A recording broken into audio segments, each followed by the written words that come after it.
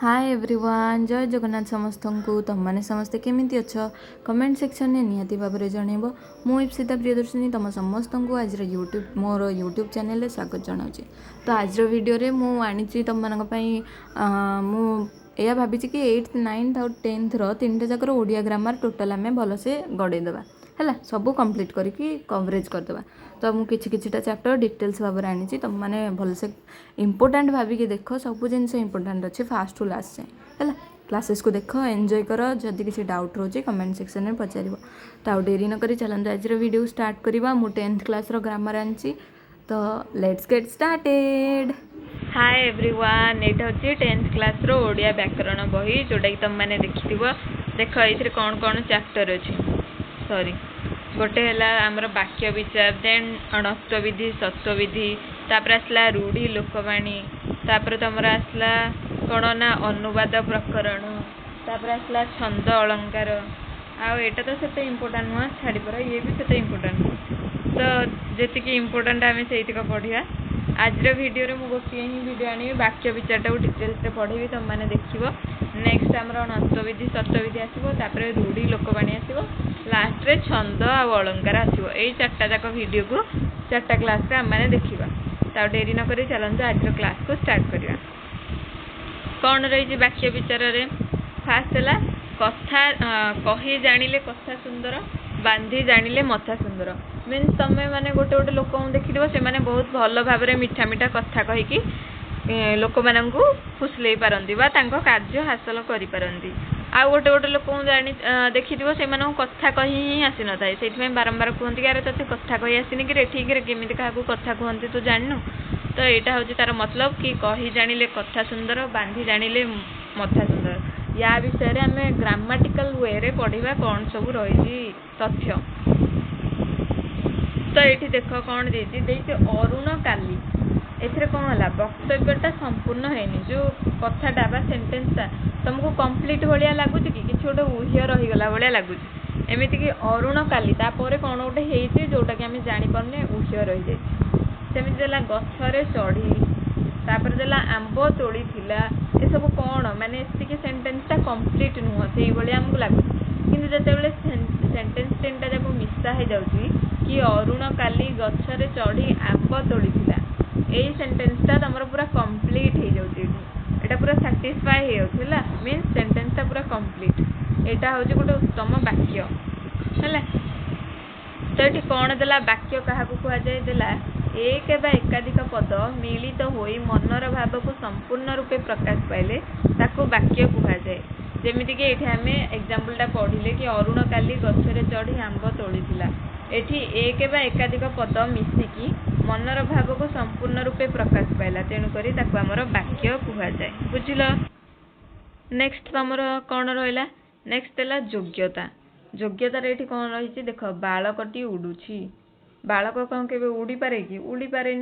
तो सेंटेंसटा भूल भाल भाया लगुच माने वाक्यटा जो आमर सेंटेंस रहा वाक्य रहा ए योग्यता ही नाही। तापर देला छेली गीत गाँची छेली के गीत गाइबार तुम शुणीच कि ए योग्य ही ना माने छेली गीत गाइबा योग्य ही नुहे है।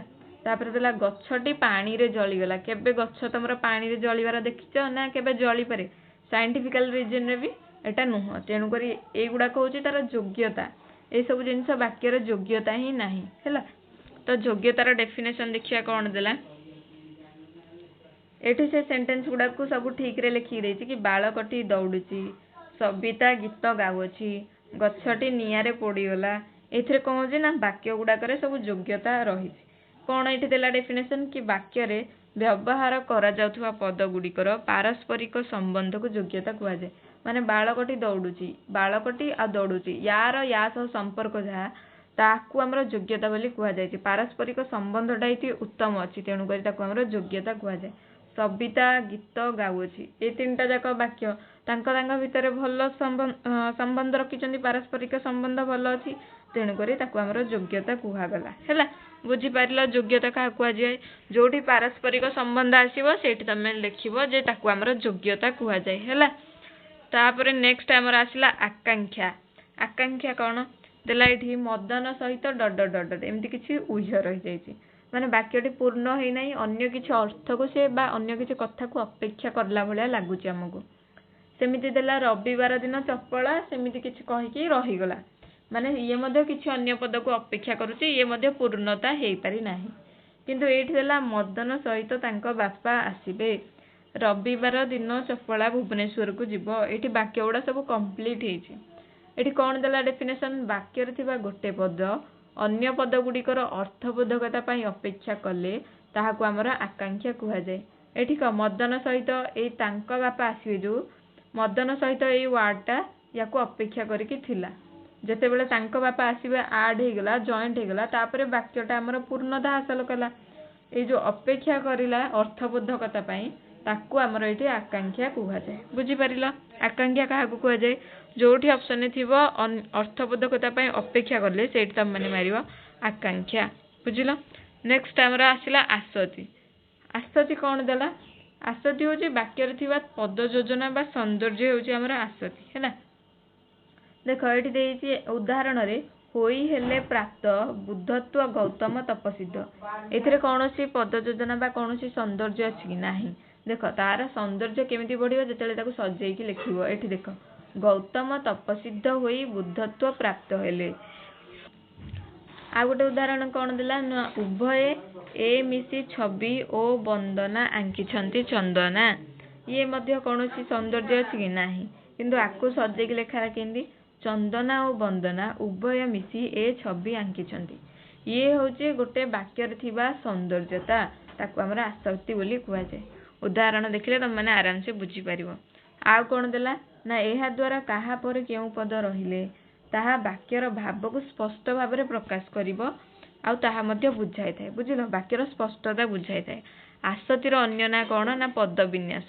କ୍ୱେଶ୍ଚିନ୍ରେ ପଡ଼ିବ ଆସତିର ଅନ୍ୟ ନାମ କ'ଣ, ତ ତମମାନେ ଆନ୍ସର କରିପାରିବ ଆସତିକୁ ପଦ ବିନ୍ୟାସ ମଧ୍ୟ କୁହାଯାଇଥାଏ। ବୁଝିଲ? ନେକ୍ସଟ ଆମର ଆସିଲା ଆକାଂକ୍ଷା, ବାକ୍ୟାଂଶ। ଆକାଂକ୍ଷା ନୁହଁ, ଆକାଂକ୍ଷା ସରିଯାଇଛି। ବାକ୍ୟାଂଶରେ କ'ଣ ଆସିଲା ନା ହରିହରଙ୍କ କଥା ଶୁଣି ମା କିଛି ରହିଯାଇଛି। ଘଣ୍ଟା ବାଜିଲା ଅଥଚ ପିଲାମାନେ ଏମିତି ହେଇକି ରହିଯାଇଛି। ମାନେ ଏଥିରେ କ'ଣ ଦେଇଛି? ବାକ୍ୟଟା ସମ୍ପୂର୍ଣ୍ଣ ହେଇନାହିଁ। ଏଗୁଡ଼ିକ ସମ୍ପୂର୍ଣ୍ଣ କରିବା ପାଇଁ ଅନ୍ୟ କେତୋଟି ପଦର ଆବଶ୍ୟକତା ରହିଛି। ମାନେ ବାକ୍ୟଟାକୁ ପଢ଼ିଲେ ଜଣାପଡ଼ୁଛି ତାପରେ ଯେଉଁ ଡଟ୍ ଡଟ୍ ଅଛି କିଛି ଜିନିଷ ଆମର ଆଉ କିଛି ବାକ୍ୟକୁ ସେ ଅପେକ୍ଷା କରିକି ରହୁଛି, ଆଉ କିଛି ପଦର ଆବଶ୍ୟକତା ଜଣାପଡ଼ୁଛି। ତେଣୁକରି ତାକୁ ଯେତେବେଳେ ଆମେ କମ୍ପ୍ଲିଟ୍ କରିବା କ'ଣ ହେବ ନା ହରିହର କଥା ଶୁଣି ମା ଆଶ୍ଚର୍ଯ୍ୟ ହେଲେ, ଘଣ୍ଟା ବାଜିଲା ଅଥଚ ପିଲାମାନେ ଶ୍ରେଣୀକୁ ଆସିଲେ ନାହିଁ। ତ ଇଏ ହେଉଛି କ'ଣ ନା ବାକ୍ୟରେ ବୁଝା ପଡ଼ୁଥିବା ନିର୍ଦ୍ଦିଷ୍ଟ ଅଂଶକୁ ବା ନିର୍ଦ୍ଦିଷ୍ଟ କେତୋଟି ପଦ ସହନ୍ତୀକୁ ଆମର ବାକ୍ୟାଂଶ କୁହାଯାଏ। ବୁଝିଲ? କିଛିଟା ନିର୍ଦ୍ଦିଷ୍ଟ ଅଂଶକୁ ଯେଉଁଟାକି ଆମର ସମ୍ପୂର୍ଣ୍ଣ ପ୍ରକାଶ କରିବା ପାଇଁ ଆବଶ୍ୟକତା ଜଣାପଡ଼ୁଛି, ତାକୁ ଆମର ବାକ୍ୟାଂଶ ବୋଲି କୁହାଯାଏ। ବୁଝିଲ? ନେକ୍ସଟ ଆମର ଆସିଲା କ'ଣ ନା ଖଣ୍ଡବାକ୍ୟ। ଖଣ୍ଡବାକ୍ୟ କ'ଣ ନା ଯେଉଁମାନେ ବୃଥାରେ ସମୟ କାଟନ୍ତି ଡଟ୍ ଡଟ୍। କିଏ ପ୍ରଥମ ହେବ ଡଟ୍ ଡଟ୍।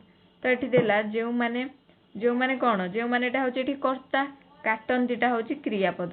ସେମିତି ନେକ୍ସଟ ୱାର୍ଡରେ କିଏଟା ହେଉଛି ଆମର କର୍ତ୍ତା, ସେମିତି ହେବଟା ହେଉଛି କ୍ରିୟାପଦ। ତ ଏଠି ଦେଲା ଦୁଇଟା ଯାକ ବାକ୍ୟରେ କର୍ତ୍ତା ଆଉ କ୍ରିୟା ଥାଇ ମଧ୍ୟ ଆମର ସେଇ ମନର ଭାବକୁ ସମ୍ପୂର୍ଣ୍ଣ ରୂପେ ପ୍ରକାଶ କରିପାରୁନାହିଁ ଟୋଟାଲ ସେଣ୍ଟେନ୍ସଟା। ତେଣୁକରି ଯେଉଁ ଆମର ଉଦାହରଣଟା ରହିଲା ସେ ବାକ୍ୟ ଖଣ୍ଡକୁ ଖଣ୍ଡବାକ୍ୟ ବୋଲି କୁହାଯିବ। ଦେଖ ଦେଲା ସମସ୍ତ ବାକ୍ୟର ଯେଉଁ ସମାପିକା କ୍ରିୟାଯୁକ୍ତ ଅଂଶଟିକୁ ଆମର ଖଣ୍ଡବାକ୍ୟ କୁହାଯିବ। ଦେଖ ଏଠି ଆମର କର୍ତ୍ତା ଅଛି, କ୍ରିୟା ଅଛି, ଯେଉଁମାନେ ଅଛନ୍ତି କାଟନ୍ତି ଅଛି, କିନ୍ତୁ ମନର ଭାବକୁ ସମ୍ପୂର୍ଣ୍ଣ ରୂପେ ପ୍ରକାଶ ପାଇପାରୁନାହିଁ, କିଛି ଜିନିଷ ଅଧା ଅଧୁରା ରହିଯାଉଛି। ତେଣୁକରି ତାକୁ ଆମର ଖଣ୍ଡବାକ୍ୟ କୁହାଯାଏ। ସମାପିକା ମାନେ ସମାପନକୁ ସୂଚଉଛି, କ୍ରିୟା ମଧ୍ୟ ଅଛି, ହେଲେ ବାକ୍ୟଟା ଅର୍ଥପୂର୍ଣ୍ଣ ହେଇପାରୁନାହିଁ ବା ମନର ଭାବକୁ ସମ୍ପୂର୍ଣ୍ଣ ପ୍ରକାଶ କରିପାରୁନାହିଁ। ତ ଏଠି ଖଣ୍ଡବାକ୍ୟର ଡେଫିନେସନ୍ କ'ଣ ଦେଲା ନା ସମସ୍ତ ବାକ୍ୟର ସମାପିକା କ୍ରିୟାଯୁକ୍ତ ଅଂଶଟିକୁ ଆମର ଖଣ୍ଡବାକ୍ୟ କୁହାଯାଏ। ବୁଝିଲ? ଇଏ ଥିଲା। ତାପରେ ତାର ପ୍ରଶ୍ନାବଳୀ ଆସିଲା ହେରି, କିନ୍ତୁ ସେଇ ଚାପ୍ଟରରେ ହିଁ ଆମର ଅଛି ପଦ ବିନ୍ୟାସ ରହିଛି। ପଦ ବିନ୍ୟାସ ବିଷୟରେ ଆମେ ପଢ଼ିଲେ, କିନ୍ତୁ ଏଇଠି କ'ଣ ଦେଇଛି ଦେଖ କହି ବୋଲି ପାରେ ଯେ ପଚା ଚିଙ୍ଗୁଡ଼ି ବିକେ ସେ। ଏଇଟା ତମମାନେ ଦେଖିଥିବ। ଭଲ ଭାବରେ କହିବା ମାନେ ଜଣାଥିଲେ ଖରାପକୁ ମଧ୍ୟ ଜଣେ ଭଲ ସାବ୍ୟସ୍ତ କରିପାରିବ। କହିବା ଜଣା ହେଉଛି ବାକ୍ୟ ଗଢ଼ାର କୌଶଳ। ତେବେ ଶୁଦ୍ଧ ବାକ୍ୟ ଗଢ଼ିବାକୁ ହେଲେ କେତୋଟି ବିଷୟ ପ୍ରତି ଯତ୍ନଶୀଳ ହେବାକୁ ପଡ଼ିଥାଏ। ଏଇଭଳିଆ ଲୋକ ତମମାନେ ଦେଖିଛ ନା ନାହିଁ? ତମ ଆସପାସ ଥିବେ ଯେ ଭଲ କଥା କହିପାରେ, ସେ ପଚା ଚିଙ୍ଗୁଡ଼ି ଆରାମସେ ବିକିପାରେ, ମାନେ ଖରାପ ଜିନିଷଟାକୁ ଭଲ ଭାବରେ ତମମାନଙ୍କ ଆଗରେ ପ୍ରେଜେଣ୍ଟେସନ୍ କରିପାରିବ, ଯେମିତିକି ତମେ ଖରାପଟାକୁ ହିଁ ଭଲ ବୋଲି ଭାବିପାରିବ ହେଲା। ଏତେ ଉତ୍ତମ ଉତ୍ତମ କଥା ସେ କହିବେ, ସେଇଭଳିଆ ଥିବେ, ତମମାନେ ଜାଣିଥିବ ନିହାତି ଭାବରେ। ତ ଏଇଗୁଡ଼ିକୁ ଆମର ବାକ୍ୟର ପଦ ବିନ୍ୟାସ ବୋଲି କୁହାଯାଏ, ବୁଝିଲ। ତାପରେ ଏଇଠି କିଛି ଜିନିଷ ଦେଇଛି, କର୍ତ୍ତା କ୍ରିୟା ଏଗୁଡ଼ା ସବୁ ଦେଇଛି, ମୁଁ କହିଦେଉଛି। ଦେଖ, ରାମଚନ୍ଦ୍ର ରାବଣକୁ ବଧ କରିଥିଲେ। ରାମଚନ୍ଦ୍ର କ'ଣ କୁହାଯିବ? କର୍ତ୍ତା କୁହାଯିବ। କରିଥିଲେ ଏଇଟା କ'ଣ? କ୍ରିୟାପଦ। ତମେ ଏଇଟା ସମସ୍ତେ ଜାଣିଛ। ତ ଏଗୁଡ଼ାକୁ ମାନେ ତମେ ଏମିତି ଭାବୁଛ ନା ଏଇଟା ତ ଜାଣିଛେ କିଛି ନାହିଁ, କିନ୍ତୁ କୋଶ୍ଚିନ୍ ପଡ଼ିଯିବ ଏଇ ସେଣ୍ଟେନ୍ସଟାରେ କ୍ରିୟାପଦ କେଉଁଟା, କର୍ତ୍ତା କେଉଁଟା, ଏଇ ସିଟି ଏଣ୍ଟ୍ରାନ୍ସରେ ପଡ଼ିଯିବ। ସେ ଟିକେ କୋଶ୍ଚିନ୍ଟା ବୁଲେଇକି ଜଷ୍ଟ ପକେଇ ଦେଇଥିବ। ପୁରା ଇଜି ପକେଇଦେଲେ ତ ପୁରା ତମମାନଙ୍କ ପାଇଁ ସହଜ ହେଇଯିବ ନା। ସେ ଟିକେ ଟ୍ରିକ୍ ବାଲା ପକେଇ ଦେଇଥିବ, ତ ତମମାନେ ଭଲସେ ଶୁଣ, ବୁଝ ହେଲା। ନେକ୍ସଟ କ'ଣ ଦେଲା? ଅକ୍ଷୟ ଗୋଟିଏ ଭଲ ଗୀତ ଗାଇଲେ। ଗାଇଲେଟା କ୍ରିୟାପଦ, ଗୀତଟା ହେଉଛି ତମର କର୍ମ। ଆଉ ଆମର ଗୀତ ପରେ ଯେଉଁ ଗାଇଲେ ରହିଛି ଏଇଟା କ'ଣ ହେବ? ଏଇଟା ହେଇଯିବ ତମର କ୍ରିୟାପଦ, ବୁଝିଲ। କମେଣ୍ଟ ସେକ୍ସନରେ ଜଣେଇବ। ଦେଖ, କ୍ରିୟା ସକର୍ମକ ହେଇଥିଲେ କର୍ମପଦଟି କ୍ରିୟା ପୂର୍ବରୁ ରୁହେ। ଏଇ ଯେଉଁ ରହିଲା ସେଣ୍ଟେନ୍ସଟା ପଢ଼ିବ। ଏଠି ରହିଲା ବାକ୍ୟର ଆରମ୍ଭରେ ସବୁବେଳେ କର୍ତ୍ତା ବସିଥାଏ, ବାକ୍ୟର ଶେଷରେ ସବୁବେଳେ କ୍ରିୟାପଦ ରହିଥାଏ। ଏଇ ସେଣ୍ଟେନ୍ସଟା ହିଁ ତମର ପରୀକ୍ଷାରେ ପଡ଼ୁଛି। ବାକ୍ୟର ଆରମ୍ଭରେ କିଏ ଥାଏ? ନା ବାକ୍ୟର ଆରମ୍ଭରେ ସବୁବେଳେ କର୍ତ୍ତା ଥାଏ। ବାକ୍ୟର ଶେଷରେ କିଏ ଥାଏ? ନା କ୍ରିୟା ଥାଏ। ସେମିତି ଏଇଟା ପଚାରିବ, କ୍ରିୟା ସକର୍ମକ ହୋଇଥିଲେ କର୍ମପଦଟା, ଯେଉଁ କର୍ମପଦ ରହିଲା, କର୍ମ କିଏ ସେ? ନା ଗୀତଟା ହେଉଛି ତମର ଏଠି କର୍ମ। କର୍ମଟା କେଉଁଠି ବସିବ? କ୍ରିୟାର ପୂର୍ବରୁ ବସିବ ନା କ୍ରିୟାର ପରେ ରହିବ? କ୍ରିୟା ହେଉଛି ଆମର ଏଠି ଗାଇଲେ, ତେଣୁକରି ଆମର କ୍ରିୟା ପୂର୍ବରୁ ସବୁବେଳେ କର୍ମ ବସିବ। ଏଇଟା ସବୁବେଳେ ମନେ ରଖିବ। ତାପରେ ନେକ୍ସଟ ତମର କ'ଣ ଦେଲା? এইগুଡ଼ାକ ହିଁ ପରୀକ୍ଷାରେ ପଡ଼ିବ। ଦେଲା ପଣ୍ଡିତ ଶିଷ୍ୟମାନଙ୍କୁ ଉପଦେଶ ଦେଲେ। ତ ଶିଷ୍ୟମାନଙ୍କୁ ଏଠି କ'ଣ ହେଇଯିବ? ମାନେ ଏଠି ଦୁଇଟା କର୍ମ ଅଛି, ଗୋଟେ ଗୌଣ କର୍ମ ଅଛି, ଗୋଟେ ମୁଖ୍ୟ କର୍ମ ଅଛି। ଗୌଣ କର୍ମ ସବୁବେଳେ ଫାଷ୍ଟରେ ରହିବ, ବାକ୍ୟର ଆଗରେ ରହିବ, ପରେ ଆମର ମୁଖ୍ୟ କର୍ମ ରହିବ। ଦେଖ, ଶିଷ୍ୟମାନଙ୍କୁ ଏଠି ଗୌଣ କର୍ମ ରହିଲା, ଉପଦେଶ ଏଠି ମୁଖ୍ୟ କର୍ମ ରହିଲା।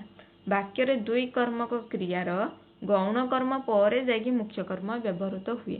ପରୀକ୍ଷାରେ ଏରା ସବୁ ପଡ଼ିଥିଲା, ଗତ ଥର ସିଟି ପରୀକ୍ଷାରେ ଏଇ ଉଦାହରଣରୁ ହିଁ ପଡ଼ିଥିଲା। ପିଲା ଏଟା ଖାମଖିଆଲିରେ ନେଇଯାଆନ୍ତି, କିନ୍ତୁ ତୁମମାନେ ଭଲସେ ମନ ଦେଇକି ପଢ଼, ଏଥିରୁ ଆସିବ କୋଶ୍ଚିନ୍। ଦେଲା ହେ ଭଗବାନ ମୋତେ ରକ୍ଷା କର। ଦ୍ୱିତୀୟରେ ଦେଲା ମୋତେ ଶକ୍ତି ଦିଅ ପ୍ରଭୁ। ତ ଏଠି କହିଲା ପ୍ରଥମ ବାକ୍ୟରେ ଭଗବାନ ଏବଂ ଦ୍ୱିତୀୟ ବାକ୍ୟରେ ପ୍ରଭୁ। ଏଇଟା ସବୁ କ'ଣ କୁହାଯିବ? ୟାକୁ ଆମର ସମ୍ବୋଧନ ପଦ ବୋଲି କୁହାଯିବ। ହେ ପ୍ରଭୁ, ହେ ଭଗବାନ, ଆମେ ଠାକୁରଙ୍କୁ ସ୍ମରଣ କରୁଛେ, ଠାକୁରଙ୍କୁ ଡାକୁଛେ, ତାଙ୍କୁ ସମ୍ବୋଧନ କରୁଛେ, ତ ତାକୁ ଆମର କ'ଣ କୁହାଯିବ? ନା ସମ୍ବୋଧନ ପଦ କୁହାଯିବ। ତ ବାକ୍ୟରେ ସମ୍ବୋଧନ ପଦ ଆରମ୍ଭରେ ମଧ୍ୟ ରହିପାରିବ, ଶେଷରେ ମଧ୍ୟ ରହିପାରିବ। ଏଠି ଆରମ୍ଭରେ ରହିଛି, ଏଠି ଶେଷରେ ରହିଛି। ତ ସମ୍ବୋଧନ ପଦ ଆମର ବାକ୍ୟର ଆରମ୍ଭରେ ମଧ୍ୟ ରହିପାରିବ, ଆଉ ବାକ୍ୟର ଶେଷରେ ମଧ୍ୟ ରହିପାରିବ, ବୁଝିଲ। ତାପରେ କ'ଣ ଦେଲା ଏଠି? ଦେଖ, ଦେଲା ଚତୁର ଲୋକ ସବୁଠି ଜିତନ୍ତି। ଚତୁରଟା ଏଠି କ'ଣ ହେଲା? ବିଶେଷତାକୁ ପ୍ରକାଶ କରୁଛି ଆମର। ତ ଏଠି ଦେଲା ବାକ୍ୟରେ ବିଶେଷଣ ପଦ ବିଶେଷ୍ୟ ପଦ ପୂର୍ବରୁ ବସିଥାଏ ହେଲା। ବିଶେଷଣ, ଦେଖ, ଲୋକଟା ଏଠି ହେଉଛି ତମର ବିଶେଷ୍ୟ, କିନ୍ତୁ ଚତୁରଟା ଲୋକ ପୂର୍ବରୁ ବସିଲା, ବିଶେଷ୍ୟ ପୂର୍ବରୁ ତମର ବିଶେଷଣ ରହିଗଲା। ଏମିତି ନାହିଁ, ବିଶେଷଣ ମଧ୍ୟ ବିଶେଷ୍ୟ ପରେ ରହୁଛି, ତାକୁ ତମର ବିଧେୟ ବିଶେଷଣ କୁହାଯାଏ। ଆମେ ପଢ଼ିଛେ, ଯେଉଁମାନେ ଜାଣିନ ପ୍ଲେଲିଷ୍ଟ ଯାଇକି ଦେଖିବ, ସବୁ ଡିଟେଲ୍ସରେ କୁହାହେଇଛି, ସେଇଠୁ ମଧ୍ୟ ତୁମମାନେ ପଢ଼ିପାରିବ ହେଲା। ତ ଏଠି ଗୋଟେ ସେଣ୍ଟେନ୍ସ ଦେଲା ବିଶେଷଣ ପଦ କେବେ ରୁହେ? ନା ବିଶେଷ୍ୟ ପଦ ପୂର୍ବରୁ ଆମର ବିଶେଷଣ ପଦ ବସିଥାଏ। ସେଣ୍ଟେନ୍ସକୁ ଦେଖିକି ତୁମମାନେ ବିଶେଷଣ ପଦ କେଉଁଠି ବସୁଛି ତାକୁ ୟୁଜ୍ କରିପାରିବ। ବିଶେଷଣ ପଦର ଟାଇପ୍ସ ଅଛି ନା ବହୁତ ପ୍ରକାରର। ତାପରେ ଦେଲା ଜମିଦାରଙ୍କ ପୁଅ ସୁରେନ୍ଦ୍ର ଏ ମନ୍ଦିର ତୋଳିଛନ୍ତି। ଏଇଟା ବହୁତ ଥର ସିଟି ପରୀକ୍ଷାରେ ଆସିଛି। ଜମିଦାରଙ୍କ ପୁଅ ସୁରେନ୍ଦ୍ର ଏ ମନ୍ଦିର ତୋଳିଛନ୍ତି, ପରୀକ୍ଷାରେ ବହୁତ ଥର ଆସିଛି ହେଲା।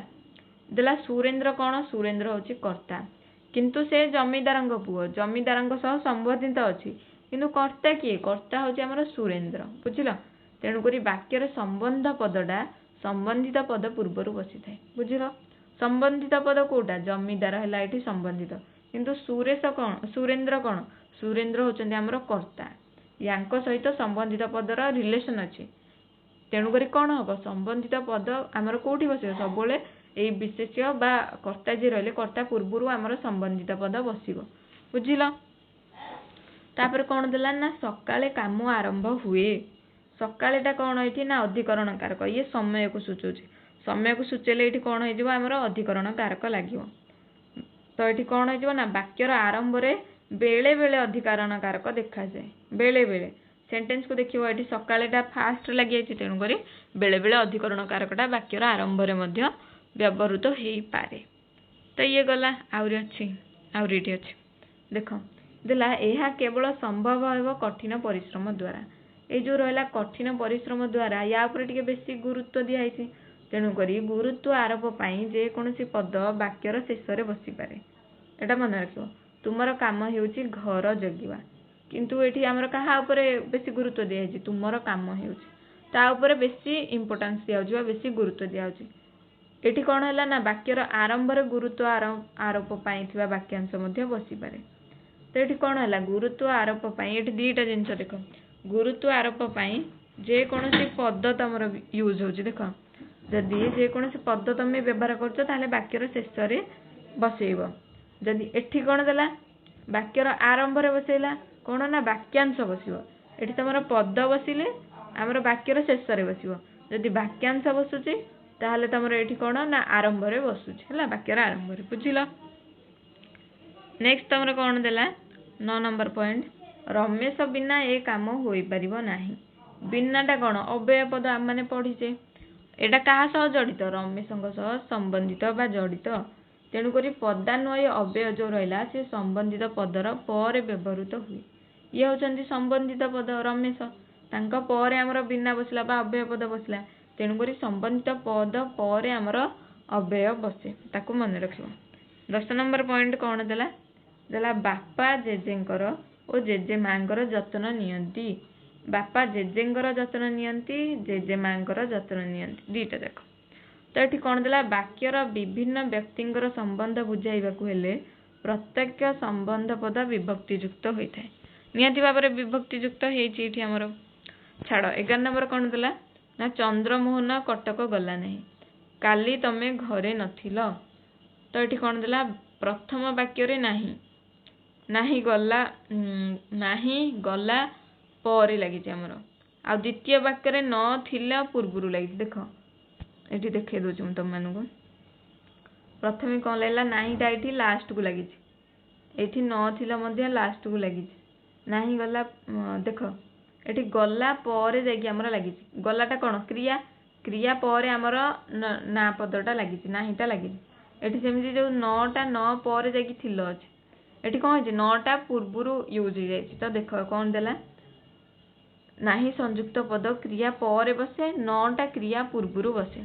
तो ये कौन देला वाक्य जिते बड़े तुम नाही पद यूज करुच बा व्यवहार कर सॉरी इंग्लिश हो मझे मझे नाही जिते बड़े यूज करुच से संयुक्त पद क्रिया पर बसे है संयुक्त पद हूँ ये आमर है संयुक्त पद क्रिया पर बसे बा क्रिया पर आमर नाहीटा बसे किंतु नटा कौन हम नटा आमर क्रिया पूर्वर बस एति बास मन रख नटा तुम क्रिया पर बस नटा क्रिया पर बस आहीटा सॉरी नटा तुम हाँ नटा क्रिया पूर्वर बस नाहीटा तुम क्रिया पर बस क्रिया कौटा तुम मैंने जान गला थिला एगुड़ा हूँ तुम क्रिया क्रिया पर तुम नाही बसला किंतु ये क्रिया पूर्वर तुम न बसला किए कौटी बस ये देखो है भलसे बुझ।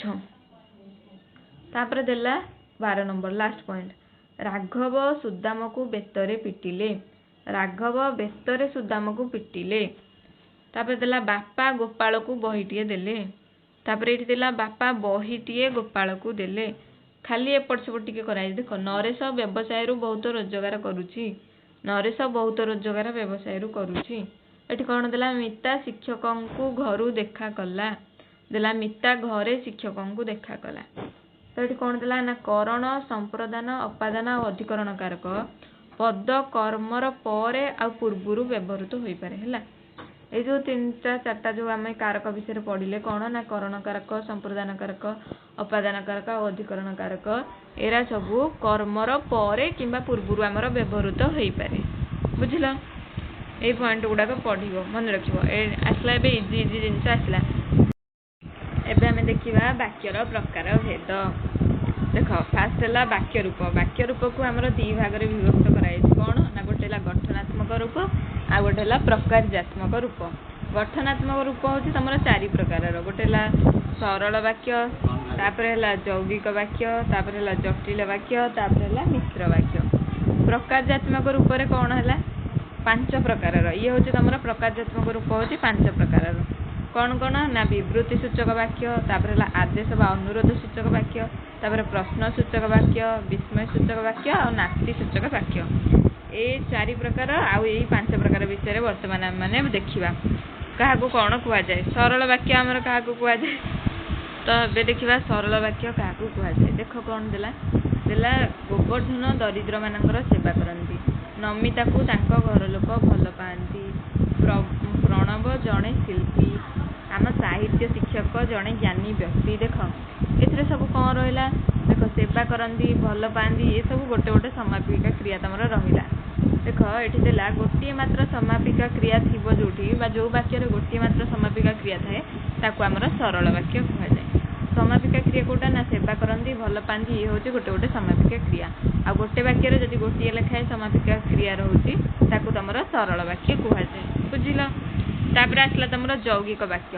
यौगिक वाक्य देख ओ मात्र किंतु एवं लगी से 2टा सेंटेंस को जोड़ू ताकू आमर यौगिक वाक्य कहुए। देख उदाहरण शिक्षक डाकिले मानस एवं सुरेश गीत गाइले एवंटा वाक्य को जोड़िला।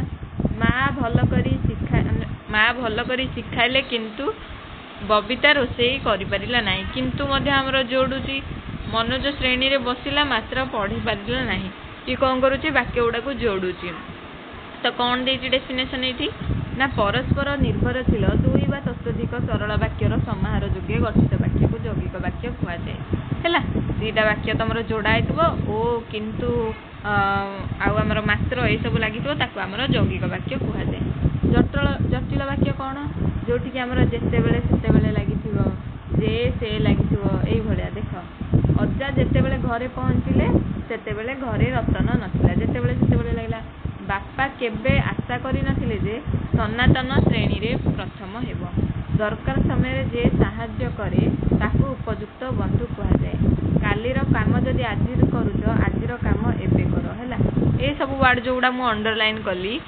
देख जमीती कि आमर लगला जिते बेले सेते बेले केबे जे से एबे सेबे एगुड़ाक तुमर हूँ जटिल वाक्यर जो माने कौन ताकू कहती सिम्पटम्स जो गुड़ाक यही वार्ड गुड़ाक जो लगी तुम जानव जे आमर जटिल वाक्य कहुए। यहाँ हूँ तुम जटिल वाक्य को चिन्हवार ट्रिक्स। ये कौन देला 2 वा ततोधिक परस्पर सापेक्ष खंड वाक्यर समन्वय आमर जटिल वाक्य गठित हो। ट्रिक्स को मन रख आराम से उदाहरण देखिकी कर क्वेश्चन आसिले आ किसी असुविधा हेनी। कौन देला ना मिश्र वाक्य। मिश्र वाक्य कौन आम जो पढ़िले सरल वाक्य यौगिक वाक्य जटिल वाक्य ये 3टा जाक वाक्य जो मिसिकी थी आमर कहुए मिश्र वाक्य। देला जेकोसी प्रकार वाक्यर समन्वित रूप को आमर मिश्र वाक्य कहुए। सरल वाक्यर गोटे भल उदाहरण ये देख ये जो 3टा जाक उदाहरण देला गीत बाजा और नाच चलवा जो दर्शक मैंने देखा आसी एटा हूँ गोटे असंपूर्ण वाक्य। देख जेजे से उपयुक्त चेयर रे बसैले तापर देला से यथाशक्ति भोजन प्रदान कले। ये 3टा जाक वाक्य को ये मिसेकी लिखाई। देख गीत बाजा और नाच चलवा समय जो दर्शक मैंने देखा आसी जेजे से उपयुक्त चौकी बसैले और से यथाशक्ति भोजन प्रदान कले। तो ये हूँ सबूर मिश्रण तेणुक आमर मिश्र वाक्य कहुए। तापर आसला तुम प्रकारजात्मक वाक्य विवृत्ति सूचक प्रथम आसला। उदाहरण कहदेला ए तो ये कौन देला कि ए वर्ष प्रबल शीत होइछि। तापर देला कवि मानक मध्य सारला दास आदि कवि अटंती। विवृत्ति माने नॉर्मल सेंटेंस को ही बुझाउछि। देख निर्दिष्ट विषय विवृत्ति वा वक्तव्य प्रकाश करुवा वाक्य को आमर विवृत्ति वाक्य बोली कहा जाए। नॉर्मल सेंटेंस गुड़ाक है ए किसी भी माने हार्ड नहीं।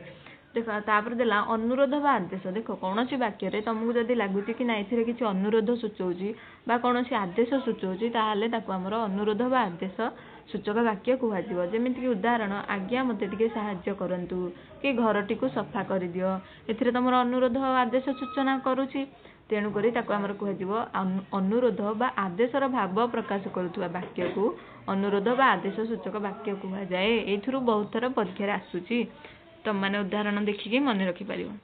तापर देला प्रश्न सूचक वाक्य जो तुम प्रश्न सूचक चिन्ह लगी जापर आराम से तो तुम्हें केबे आसिल आज केते तारीख कौन सी प्रश्न सूचना प्रदान करुवा वाक्य को प्रश्न सूचक वाक्य कहुए।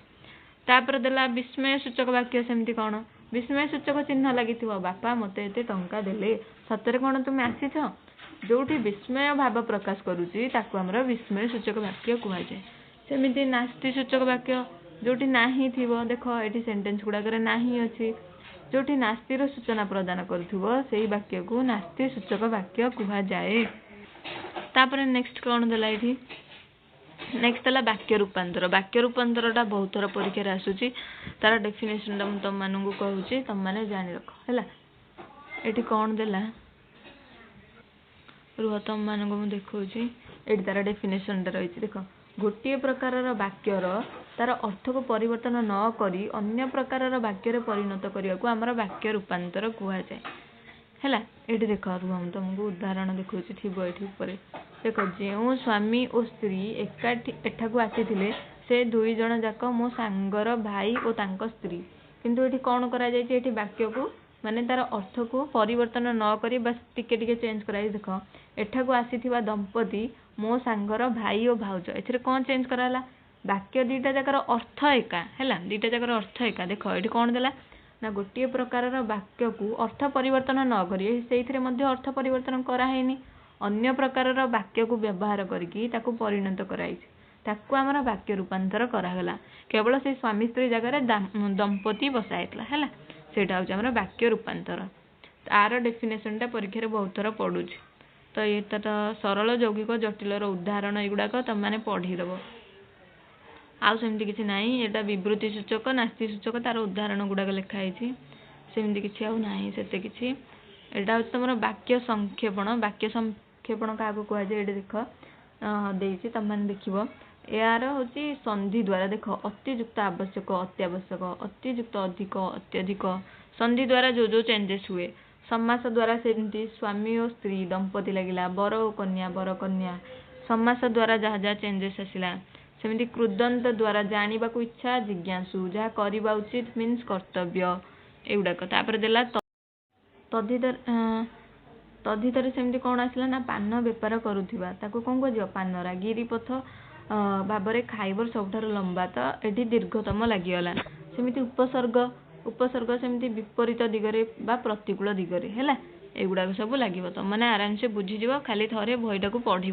जहाँ जाइए सेमती देला ये कौन ना समार्थ बोधक शब्द एथिरे कौन देला ना विष्णु उपासक ताको हमरा कौन कह वैष्णव तापर ये देला जो पिला माने बेसी जिद्दी करती ताको कौन कह जाए जिदखोर पिला एगुड़ाक तापर तुम ये देला उक्ति परिवर्तन माने प्रत्यक्ष उक्ति परोक्ष उक्ति देला शिक्षक कहले मु आज इंग्राजी पढ़ाइबी है प्रत्यक्ष शिक्षक निजे कहले किंतु जितेबाला आमे जाकि माने शिक्षक कहले कि मु आज इंग्राजी पढ़ाइबी मॉनिटर को ये कहले मॉनिटर जाकि क्लास रे कहबो मॉनिटर जाकि केमती क्लास रे कहबो ना शिक्षक इंग्राजी पढ़ाइबे बोली कहले एटा होची परोक्ष उक्ति जितेबाला अन्य जनकर कथा को बा शिक्षकंकर कथा को आउ जणे कहबो ताको हमर परोक्ष उक्ति कहा जाए। सेमिति हरि यात्रा देखे नाही बोली कहला सेटा जितेबाला आमे कहबा एटा कोन हो परोक्ष उक्ति तो ये हरि कहला जे मु यात्रा देखे ना जिते सी निजे कहूँ से प्रत्यक्ष उक्ति जिते सी आउ क्या थ्रो रे कहूँ कथाटा माने हरिर कथाटा आउ जड़े कहूँ से तुम परोक्ष उक्ति तुम मैंने चिन्ह को देखिकी ये प्रत्यक्ष परोक्ष चिन्ह पार प्रत्यक्ष कौन चिन्ह लगी परोक्ष किसी भी चिन्ह लगे ये तुम मैंने जापर है। तो ये थिला तुम आज टोटाल क्लास मैं आशा कर तुम मैंने क्लास गुड़ाक भल से बुझी पारि कौन प्रकार असुविधा हो न क्लास जब भल लगी ताहले कमेंट सेक्शन में निहाती भाव में किसी मत जनइब जहाँ थ्रू मु मोटिवेटेड हेबी बाकी सबूक चैप्टर भाव में आम करदे। तो वीडियोटा टिके लंबा होगला तो सॉरी मैं आशा कर वीडियो भल लगी रोचे जय जगन्नाथ।